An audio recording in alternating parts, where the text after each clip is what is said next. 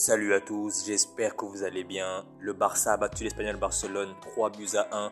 Alors, que retenir du match? C'est ce que nous verrons tout de suite. Doublé pour Dani Olmo et un but pour Rafinha. Tout est parfait côté barcelonais. Les jours passent, les semaines passent, les mois passent.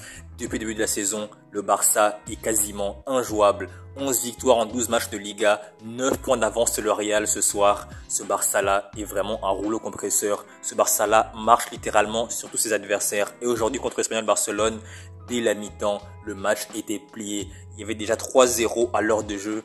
Doublé de Dani Olmo et un but de Rafinha. Franchement, le Barça a déroulé en première mi-temps. Et honnêtement, en deuxième mi-temps, il ne s'est quasiment rien passé. En deuxième mi-temps, le Barça a baissé le pied. Le Barça n'a quasiment plus rien fait. Le Barça a fait passer le temps. Et au final, l'Espagnol Barcelone a marqué un but. C'est fini 3-1. Mais si le Barça voulait, ils auraient pu en mettre 6, 7, même 8 s'ils voulaient. Mais honnêtement, ils ont voulu baisser le pied. Et au final, c'est resté 3-1 le score final. Et ce Barça-là, on a l'impression que rien ne peut leur arriver.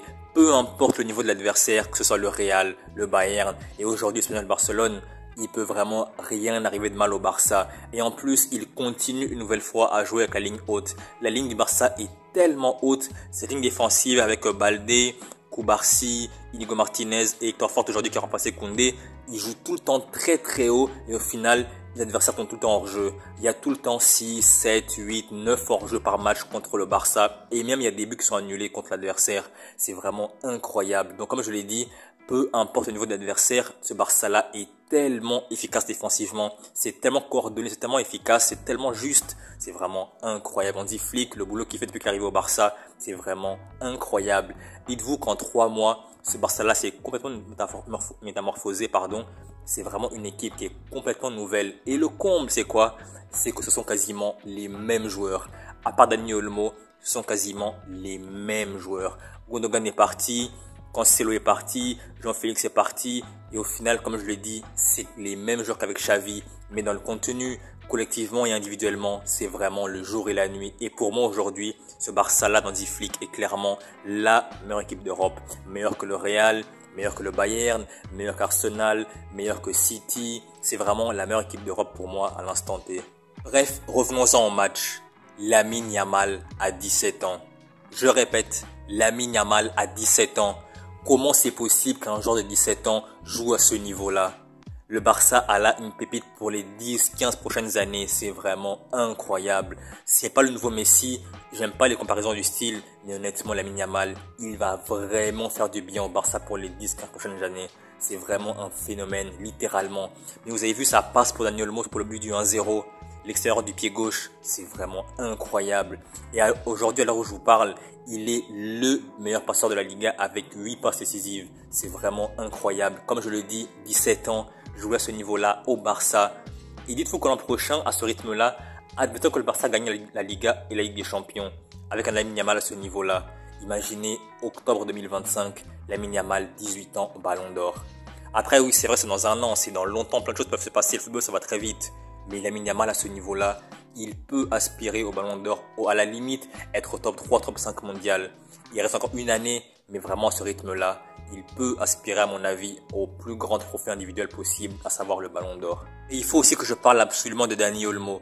Dani Olmo, il a quasiment manqué un mois de compétition. Il est de retour, 6 matchs de Liga, 5 buts. Il marque quasiment à chaque fois qu'il joue. Et quand il est titulaire, c'est sûr qu'il marque à chaque fois. Aujourd'hui, il a mis un doublé. Il en est à 5 buts en Liga en 6 matchs. C'est vraiment une recrue extraordinaire. Beaucoup de gens pensaient que Nico Williams allait signer au Barça, mais au final, c'est Dani Olmo qui a signé au Barça. Mais en fin de compte, c'est vraiment la meilleure solution qu'a trouvé le Barça pour ce mercato-là. Et honnêtement, en prenant du recul, il fallait mieux prendre Dani Olmo que Nico Williams. Parce que pourquoi je dis ça? C'est parce que Rafinha, il est un très haut niveau. Et Nico Williams, justement, il joue à gauche. Mais Dani Olmo, en numéro 9,5, en numéro 10, c'est vraiment un joueur incroyable. Il n'a pas le statut d'un Lewandowski, il n'a pas le statut d'un Lamine Yamal. Mais qu'à chaque fois qu'il joue, quand il entre en jeu ou quand il est titulaire, il joue vraiment un très haut niveau. Il n'a que 26 ans, formé à la Masia. Il était à des petits chavants, il joue déjà bien là-bas. Mais au Barça, il prend une autre dimension. Il joue exactement comme à l'Euro avec la Roja. Il est vraiment très percutant, décisif. Sa frappe de balle est incroyable. Techniquement, il est incroyable. Il fait des dribbles incroyables aussi. Il est très, très complémentaire avec Lamine Yamal. Et dès qu'il est sorti à l'heure de jeu, on a immédiatement senti une chose, c'est que le Barça a un petit peu perdu le pied, le Barça a un petit peu perdu la maîtrise quand Fermin est entré à la place de Dani Olmo. Donc pour moi aujourd'hui, Dani Olmo, il doit être absolument titulaire indiscutable au Barça. Pour l'instant, il n'a pas ce statut-là, mais honnêtement, au vu du rendement qu'il a, il mérite ce statut-là de joueur indiscutable au FC Barcelone. Et du coup, des joueurs comme Fermin, Gavi ou De Jong, ils vont devoir batailler fortement pour déloger des joueurs au milieu de terrain, que ce soit Pedri, Olmo ou Casado. Et justement, en parlant de Casado et Pedri qui jouent devant la défense, eux aussi, ils sortent des prestations XXL à chaque match en Liga et en Ligue des Champions. Casado et Pedri derrière la défense, non, devant la défense, pardon, avec Olmo en 10, c'est vraiment très très complémentaire. Ces trois-là, Olmo, Pedri, Casado, honnêtement, Gavi, De Jong et Fermin auront un boulot incroyable à faire pour les déloger. Après, c'est bon d'avoir des joueurs comme ça pour la concurrence parce qu'ils savent que dès qu'ils joueront mal, sur le banc, il y a de la qualité. Donc, c'est vraiment tout bénéfice pour le FC Barcelone sur le moyen et long terme. Aujourd'hui, Rafinha et Lewandowski n'ont pas joué à leur niveau habituel. Certes, ils n'ont pas fait un mauvais match, mais globalement, ils ont été très en dessous, notamment en deuxième mi-temps. Mais après, bon, deuxième mi-temps, c'était plutôt l'équipe en général qui a baissé le pied. Il y avait 3-0 à la pause. Le match était déjà plié. Et en plus que dans 3 jours, il y a un match de Ligue des Champions contre l'Étoile Rouge de Belgrade. Et le week-end prochain, le dimanche prochain, si je ne me trompe pas, il y a un déplacement très important sur la pelouse du Real Sociedad. Du coup, les joueurs se sont dit qu'aujourd'hui, 3-0 à la pause, c'est plié, pas besoin de forcer. Et du coup, je pense que c'est pour ça que Rafinha et Lewandowski n'ont pas sorti le grand jeu aujourd'hui, n'ont pas vraiment été à leur niveau habituel. Mais bon, c'est pas grave, ça peut arriver. Mais globalement, ce Barça-là est vraiment très costaud. Et comme je l'ai dit en début de vidéo, ce Barça-là, pour moi, est aujourd'hui à l'instant T, à l'heure où je vous parle, clairement la meilleure équipe d'Europe. À l'heure où je vous parle, le Real a 9 points de retard sur le Barça. Ils auraient dû jouer hier, mais comme vous le savez probablement, à Valence, il y a de sérieux problèmes d'inondation et du coup, le match a été annulé. Et là, 9 points de retard sur le Barça, le Real a énormément de pression. Mardi, ils jouent en Ligue des Champions contre le Milan AC.